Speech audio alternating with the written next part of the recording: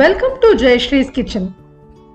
இன்னைக்கு நம்ம பார்க்க போகிற ரெசிபி ரொம்ப ஈஸியான டேஸ்டியான பீட்ரூட் ரைஸ் ரெசிபி தான் பார்க்க போகிறோம். இதுக்கு முதல்ல நம்ம சாதத்தை குக் பண்ணி ஆற வச்சு எடுத்து வச்சுக்கலாம். நல்லா உதிராக இந்த மாதிரி 2 கப்பு சாதத்தை நம்ம எடுத்துக்கிறோம். நான் பச்சரிசி தான் யூஸ் பண்ணியிருக்கேன். இப்போது ஒரு மிக்சி ஜாரில் 1/2 கப் கொத்தமல்லி இலையை சேர்த்துக்கலாம். அதோட 2 பச்சை மிளகா சேர்த்துக்கிறோம்.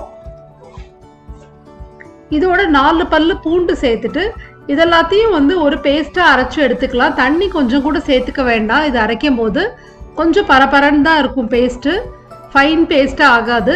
ஸோ இந்த மாதிரி எடுத்து வச்சுக்கோங்க.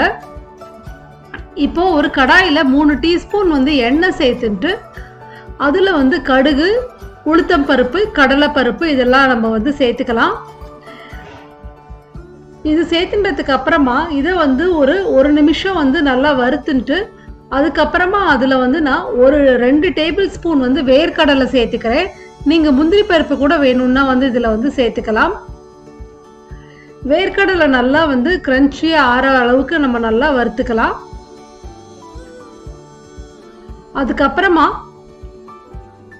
கொஞ்சமாக கருவேப்பிலை சேர்த்துக்கலாம். இதோட ஒரு பொடியாக நறுக்கின வெங்காயம் சேர்த்துட்ருக்கேன் நான்.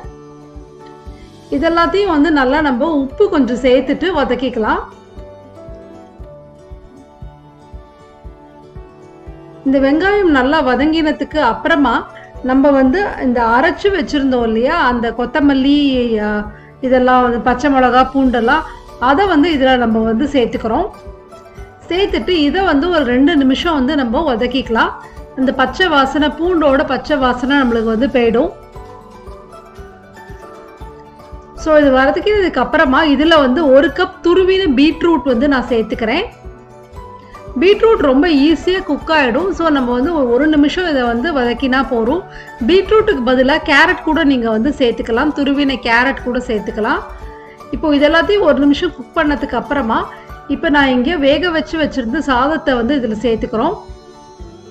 நான் முன்னாடியே சொன்ன மாதிரி பச்சரிசியை தான் 1/3 கப் பச்சரிசியை வேக வச்சு 2 கப் சாதம் அதை சேர்த்துட்ருக்கேன். நீங்கள் பாஸ்மதி அரிசி சேர்த்துக்கலாம், இல்லாட்டினா மில்லட் கூட சேர்த்துக்கலாம். இப்போ அது நல்லா கலந்ததுக்கு அப்புறமா 1 டீஸ்பூன் லெமன் ஜூஸ் சேர்த்துட்டு 1 டீஸ்பூன் நெய்யும் சேர்த்துக்கிறோம். அடுத்து நம்ம ஆஃப் பண்ணியாச்சு. இப்போ தான் இதெல்லாம் அவ்வளோதான். நம்மளுக்கு ரொம்ப ஈஸியான பீட்ரூட் ரைஸ் ரெடி ஆகிடுது. இதை நீங்கள் லஞ்ச் பாக்ஸுக்கு பேக் பண்ணலாம். அப்படி இல்லாட்டா நீங்கள் எங்கேயாவது ஒரு பிக்னிக் போகிறீங்க, இல்லை ட்ராவல் பண்ணுறீங்கன்னா கூட இதை நம்ம எடுத்துகிட்டு போகலாம். இது நீங்கள் அரைக்கும் போது இஞ்சி கூட சேர்த்து அரைச்சிக்கலாம். இந்த ரெசிபியோட டீட்டெயில்டு டெக்ஸ்ட் டிஸ்கிரிப்ஷன் பாக்ஸில் கொடுத்துருக்கேன், அதையும் பாருங்கள். தேங்க்யூ ஸோ மச் ஃபார் வாட்சிங் திஸ் வீடியோ.